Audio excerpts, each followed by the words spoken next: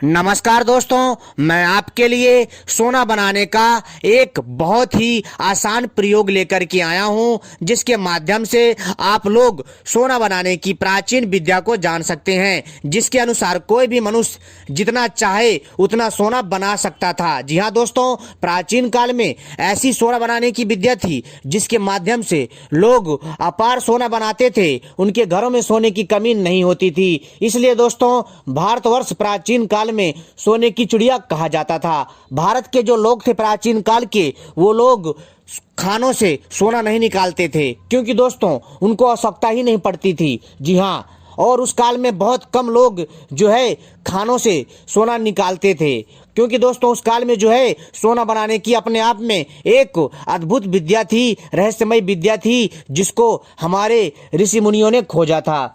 दोस्तों, आज भी कई लोगों के मन में सवाल है और कई लोगों के मन में शंका है कि क्या वास्तव में औषधियों के माध्यम से तथा धातुओं के मिश्रण से सोना बनाया जा सकता है। तो दोस्तों, मैं उनकी जानकारी के लिए बता देना चाहता हूं कि जी हाँ, औषधियों एवं धातुओं के मिश्रण से, मेल से हम सोना बना सकते हैं। जी हाँ, जो कि हमारे प्राचीन काल के जो बड़े बड़े रसायन शास्त्री थे, जी हाँ दोस्तों, जो बड़े बड़े रसायन शास्त्री थे, वो लोग बड़े ही आसानी से जो पारा धातु था, जो तांबा धातु था, जो अन्य धातुएं होती थी, उनसे सोना बना लेते थे, क्योंकि दोस्तों उनके पास प्राचीन सोना बनाने की अद्भुत विद्या थी, जिससे दोस्तों वो लोग अपने मन के मुताबिक जितना चाहे उतना सोना बना सकते थे, चाहे फिर 1 किलो हो, चाहे 2 किलो हो, चाहे 10 किलो हो। यानी कि दोस्तों जितनी उनको सोने की आवश्यकता होती थी उसके हिसाब से वो लोग सोना बनाते थे, क्योंकि दोस्तों जो सोना धातु होता है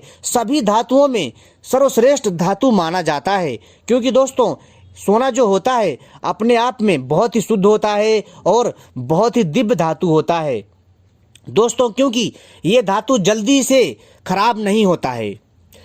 और वहीं हम अगर लोहे की बात करें, टीन की बात करें या कोई अन्य धातु की बात करें, वो दोस्तों कुछ कालखंड के बाद खराब हो जाता है, लेकिन दोस्तों जो सोना है वो सोना खराब नहीं होता।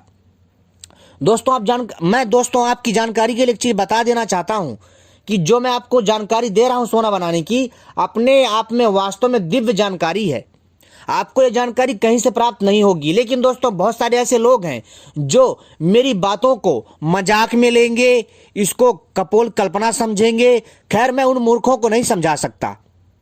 जो मूर्ख बुद्धि होते हैं उनको समझाना पत्थर में सर मारने के बराबर होता है, लेकिन दोस्तों जो विवेकी व्यक्ति होता है वो आसानी से इस विद्या को समझ सकता है।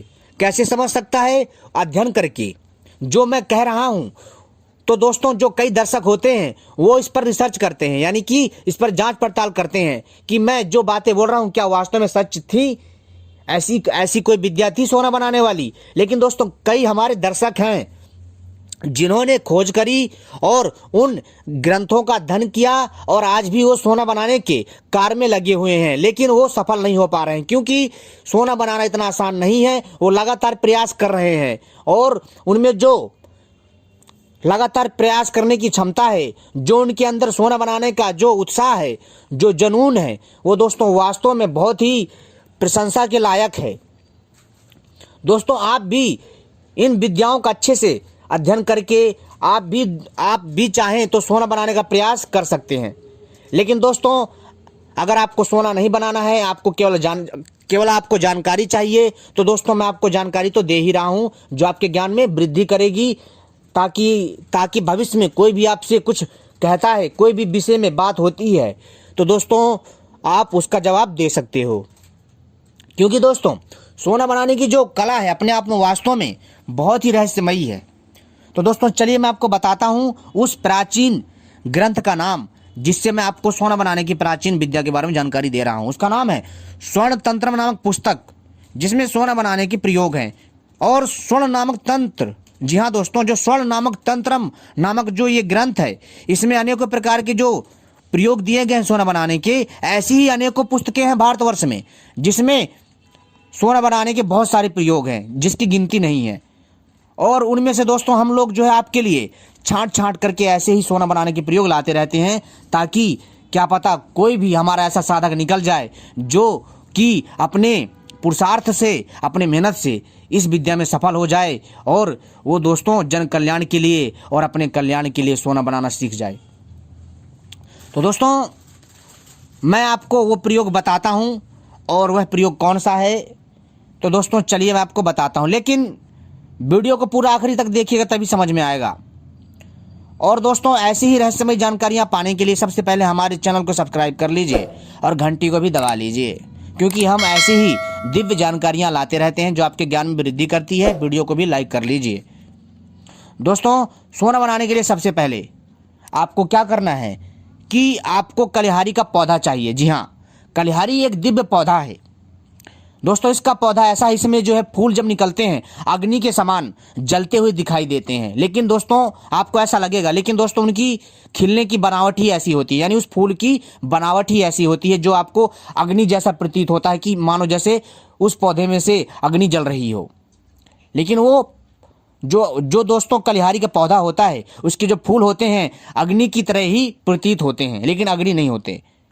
और जो दूसरा पौधा है वो है दोस्तों वत्सनाभ। जी हाँ, वत्सनाभ। और दोस्तों आपको वत्सनाभ का पौधा भी चाहिए।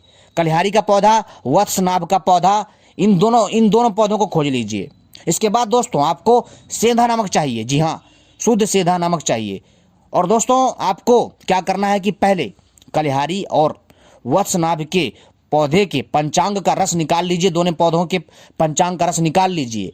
निकालने के पश्चात इन दोनों को मिलाइए, और मिलाने के पश्चात इसमें ही समान मात्रा में आपको सेंधा नमक मिला देना है। रस की मात्रा कम से कम आप 100 ग्राम से लेकर के 250 ग्राम की मात्रा में ले सकते हैं आवश्यकता अनुसार। ठीक है, तो एग्जाम्पल के लिए यानी कि उदाहरण के लिए आपने जैसे 200 ग्राम कलिहारी का रस लिया और 200 ग्राम वत्सनाभ के पौधे का रस लिया, इन दोनों को मिला लीजिए अच्छे से।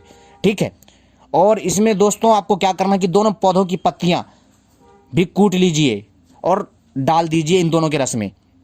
और इसमें जो है दोस्तों आपको सेंधा नमक भी डाल देना है। जी हाँ, सेंधा नमक भी आपको कितना डालना है, लगभग दोस्तों आपको जो है इसमें 2.5 से 3.5 चम्मच आपको इसमें सेंधा नमक डालना है। और इसको अच्छे से मिला लीजिए। मिलाने के पश्चात आप देखेंगे कि यह लेप बन जाएगा। लेप बनने के पश्चात आपको शुद्ध तांबा पत्र चाहिए। जी हाँ, तांबा चाहिए, शुद्ध ताम्र पत्र चाहिए। और उस शुद्ध ताम्र पत्र को लाने के पश्चात दोस्तों ध्यान रखिएगा, अगर ये चीज़ें शुद्ध होंगी तभी सोना बन पाएगा, अन्यथा नहीं बन पाएगा। और इसमें बहुत सारी खामियां भी होती हैं जिनको लोग नहीं समझ पाते हैं, जिसके कारण वो सोना नहीं बना पाते। तो इसलिए कभी भी अगर आप प्रयोग करते हैं तो करिए, जरूर करिए, लेकिन इसमें कोई इतनी जल्दी आसानी से सफल नहीं हो पाता। इसके लिए कड़ी मेहनत करने की आवश्यकता है। जैसा दोस्तों आपने जो ये इस लेप को बनाया है, इन तीनों दिव्य सामग्रियों को मिला करके अब आपको शुद्ध तांबे पत्र में इन तीनों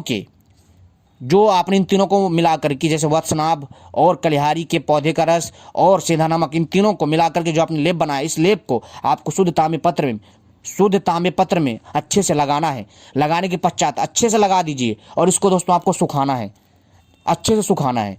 और दोस्तों आप लगातार इसी के लेप को लगातार 6 से 8 बार लगाइए और दोस्तों फिर सुखाइए, फिर लगाइए। ऐसा करने के पश्चात दोस्तों आपको फिर क्या करना है कि इस तांबे को आपको अग्नि में, जी हाँ दोस्तों, आपको अग्नि में अच्छे से सेकना है, यानी कि इसको पकाना है उस ताम्रपत्र को, जब तक तांबा लाल ना हो जाए। अच्छे से लाल कर दीजिए, एकदम अच्छे से, और लगातार लाल करते रहिए। जी हाँ दोस्तों, आपको दोस्तों लगातार यही क्रिया 7 बार करनी है। 7 बार जैसे लाल हो जाए फिर इसको दोस्तों रख दीजिए ठंडा होने के लिए, फिर ऐसे करिए दोस्तों। आपको यह क्रिया लगातार 7 बार करनी है। आप देखेंगे कि जो तांबा है शुद्ध सोने में तब्दील हो जाएगा। जी हाँ दोस्तों, आपने जितने भी ग्राम की प्लेट ली है, 200 ग्राम की या 250 ग्राम की या 300 ग्राम की या आधा किलो की, जो भी आपने शुद्ध तांबे की प्लेट ली है, वो शुद्ध सोने में तब्दील हो जाएगा। और दोस्तों आपको हैरानी होगी कि वास्तव में सोना बन सकता है। दोस्तों ये चीज़ें समझने वाली होती हैं, जो समझने वाला व्यक्ति होता है समझ लेता है, अन्यथा कई लोग तो इस चीज़ को मतलब बेकार की बातें समझते हैं। खैर दोस्तों, कुछ ज्ञान ऐसे भी होते हैं जो अन्य लोगों को नहीं समझ में आते, क्योंकि उसके लिए उतनी बुद्धि नहीं होती। धन्यवाद।